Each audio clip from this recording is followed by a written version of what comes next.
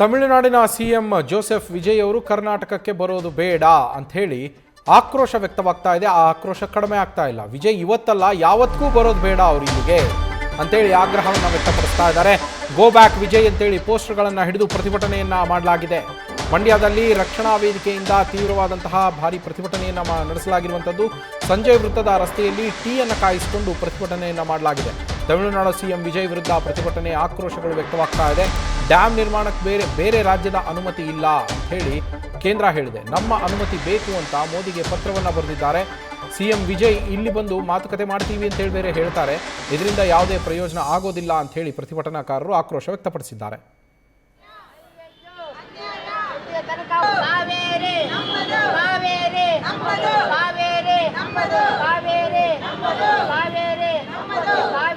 ನಮ್ಮ ಪ್ರತಿನಿಧಿ ನಂದೀಶ್ ಪ್ರತಿಭಟನಾ ಸ್ಥಳದಿಂದಲೇ ಒಂದು ಗ್ರೌಂಡ್ ರಿಪೋರ್ಟ್ ಅನ್ನು ನೀಡಿದ್ದಾರೆ, ನೋಡ್ಕೊಂಬರೋಣ. ತಮಿಳುನಾಡಿಗೆ ಕಾವೇರಿ ನೀರನ್ನು ಹರಿಸಬೇಕು ಅನ್ನೋ ನಿಟ್ಟಿನಲ್ಲಿ ಈಗಾಗಲೇ CWMA ಆದೇಶವನ್ನು ಮಾಡಿದೆ. ಆ ಒಂದು ಆದೇಶದ ವಿರುದ್ಧ ಮಂಡ್ಯದಲ್ಲಿ ಹೋರಾಟ ಕಿಚ್ಚು ದಿನೇ ದಿನಕ್ಕೆ ಜೋರಾಗ್ತಾನೆ ಹೋಗ್ತಾ ಇದೆ. ಇವತ್ತು ಕೂಡ ಮಂಡ್ಯದಲ್ಲಿ ಮಂಡ್ಯ ರಕ್ಷಣಾ ವೇದಿಕೆಯು ಕೂಡ ಪ್ರತಿಭಟನೆಯನ್ನು ನಡೆಸ್ತಾ ಇರುವಂತದ್ದು. ಒಂದು ಕಡೆ ರಸ್ತೆಯಲ್ಲೇ ಟೀಯನ್ನ ಕಾಯಿಸಿ ಎಲ್ಲರೂ ಕೂಡ ಟೀಯನ್ನು ಕುಡಿದಿರುವಂತದ್ದು. ಅದರ ಜೊತೆಗೆ ಇದೀಗ ಹಳೆ ಮೈಸೂರು ಬೆಂಗಳೂರು ಹೆದ್ದಾರಿಯ ಮಧ್ಯೆ ಕುಳಿತು ಪ್ರತಿಭಟನೆಯನ್ನು ಮಾಡ್ತಾ ಇರುವಂತದ್ದು.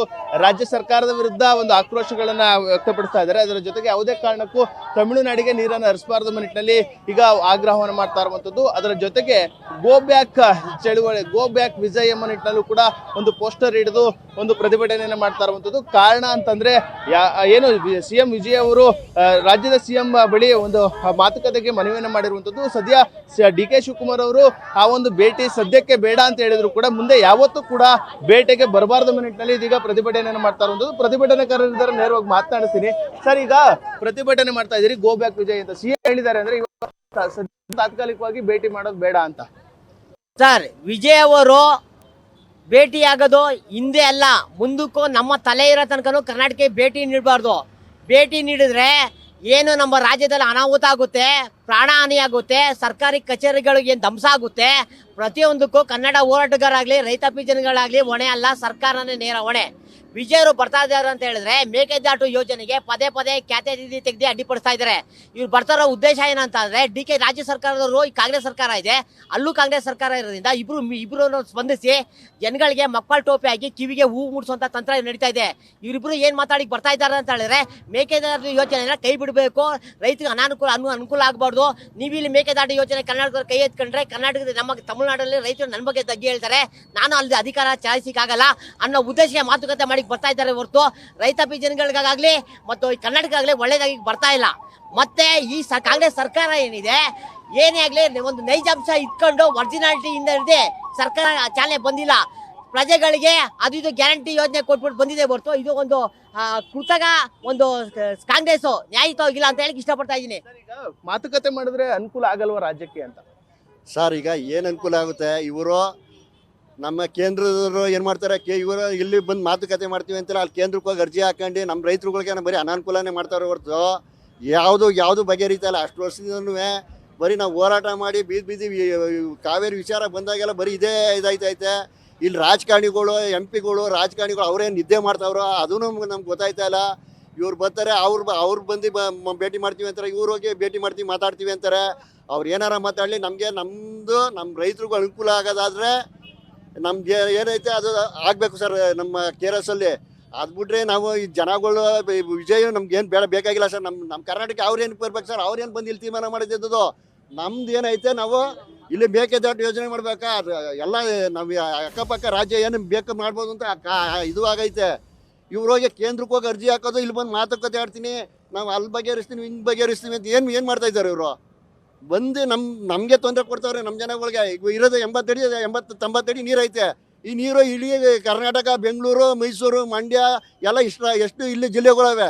ಈ ಜಿಲ್ಲೆಗಳಿಗೆ ನೀರು ಸಾಕಾಗಲ್ಲ.